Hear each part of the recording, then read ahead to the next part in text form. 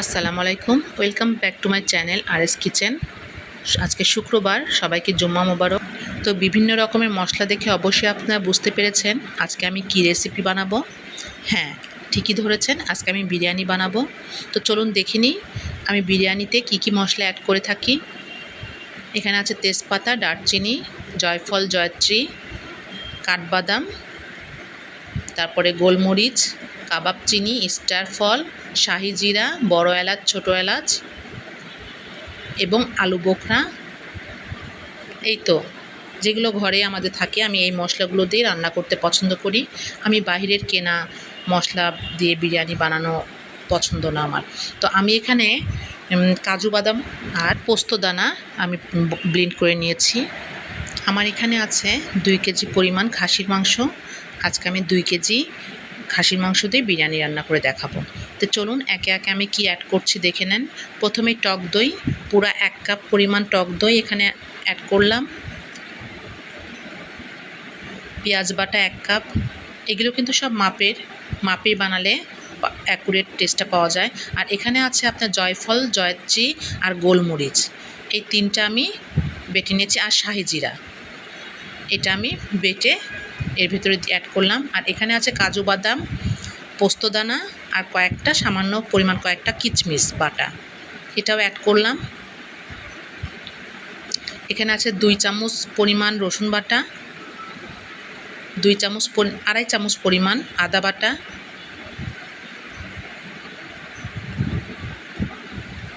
পরিমাণ মতন লবণ, ধনিয়া গুঁড়া, মরিচের গুঁড়া আর বেশ কিছুটা তেল। এখানে কাচ্চি হলে আমি অবশ্যই সরিষার তেল অ্যাড করতাম, যেহেতু আমি কাচ্চি পাচ্ছি না, এজন্য আমি এখানে সয়াবিন তেল। আর বাকি যে খাড়া মশলাগুলো ছিল এইগুলো অ্যাড করব। এগুলোকে কিন্তু বাবুচিরা খাড়া মশলাই বলে থাকে।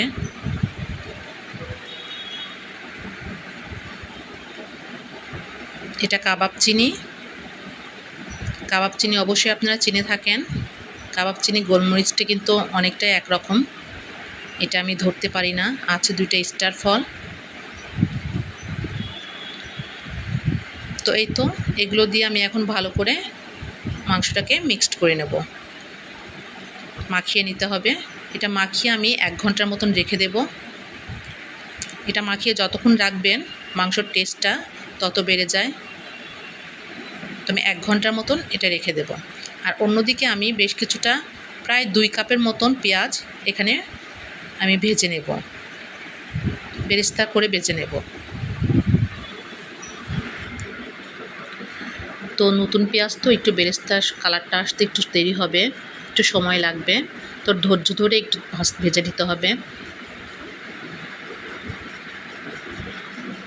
ঠিক এই পর্যায়ে আসলে হয়ে যাবে আমাদের বেরেস্তাটা করা। তো আমি এখান থেকে কিছুটা বেরেস্তা তুলে রেখেছি বিরিয়ানির ভেতরে দেওয়ার জন্য। তো এখন আমি এর ভেতরেই একই তেলে ম্যারিনেট করা মাংসটা দিয়ে দেব।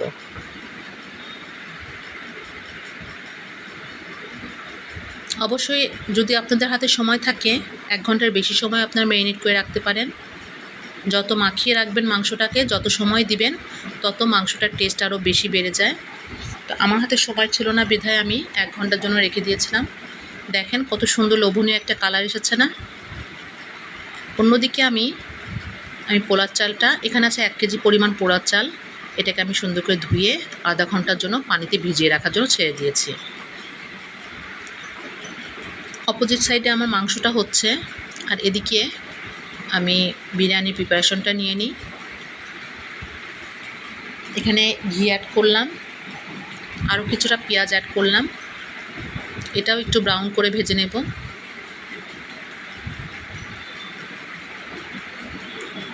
এখানে কিছু দারচিনি, কিছু ছোটো এলাচ অ্যাড করলাম। আর মনে রাখবেন 1 কেজি পোলার চাল আর 2 কেজি মাংস, এটার মেজারমেন্টটা কিন্তু খুব ইম্পর্ট্যান্ট।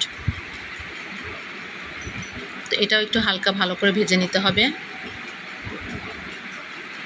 যেহেতু আমার এখানে পোলার চাল 1 কেজি, আমি পানি নিয়েছি 2 কেজি, কিন্তু 2 কেজি থেকে আরও হাফ কেজি পানি সরিয়ে ফেলবো, কারণ আমি পোলার চালটাকে আগে থেকে ভিজিয়ে রেখেছিলাম এই জন্য।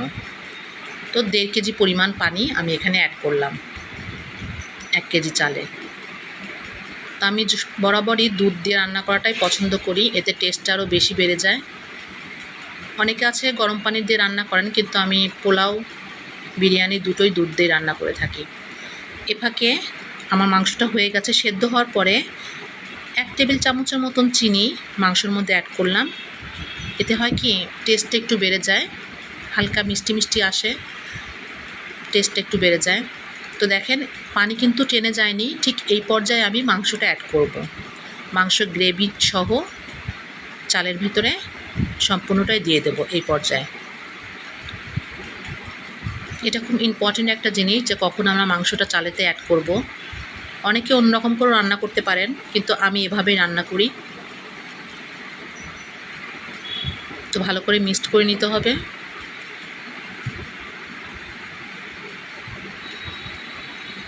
চালটা কিন্তু সেদ্ধ হয়নি,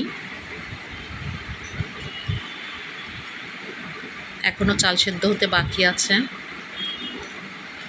এ পর্যায়ে আমি 6 থেকে 7টা আলু বোখরা দিয়ে দিলাম। দেখছেন পানিটা টেনে গেছে। ঠিক এই পর্যায়ে আমি কিছু ধনিয়া পাতা দিলাম, কারণ হায়দ্রাবাদি বিরিয়ানিতে অবশ্যই ধনিয়া পাতা যায়। এটা ছাড়া হায়দ্রাবাদি বিরিয়ানির টেস্টটা পাওয়া যায় না। কিছুটা কাঁচামরিচ অ্যাড করলাম সেন্টের জন্য, আলাদা ঝালও পাওয়া যাবে এতে। তার কিছুক্ষণ ঢেকে রাখবো। আমি এখানে কেওড়া জলের ভেতরে সামান্য পরিমাণ জাফরানের রং মিশিয়ে রেখেছিলাম, সেটাই একটু একটু করে ছড়িয়ে দিচ্ছি। কেওড়া জলের জন্য তো আলাদা একটা সুন্দর সেন্ট আসে, সাথে জাফরানের রঙের সেন্ট পাওয়া যাবে। এখন আমি যে বেরেস্তাটুকু তুলে রেখেছিলাম তাতে কিছুটা চিনি আর সামান্য পরিমাণ 2 টেবিল চামচ মতো গুঁড়া দুধ মিশিয়ে এই বেরেস্তাটা বিরিয়ানির উপর দিয়ে দেব। এটা দেওয়ার কারণে এত সুন্দর এবং অথেন্টিক একটা বিরিয়ানির সেন্ট আসবে। আপনারা কোনো এক সময় ট্রাই করে খেয়ে দেখেন, বানিয়ে বুঝতে পারবেন আমি কি বলছি। কিছু কিছু রান্নার এই ছোট ছোট বিষয়গুলো কিন্তু রান্নাটাকে আরও টেস্টি করে তোলে। আমার বিরিয়ানি কিন্তু অলমোস্ট ডান, দেখতেই পাচ্ছেন কত লোভনীয় হয়েছে। তো আমি উপর থেকে সেইটা ছড়িয়ে দিচ্ছি বেরেস্তাটুকু। অবশ্যই বাসায় বানিয়ে খাবেন এবং আমাকে জানাবেন। আল্লাহ হাফেজ।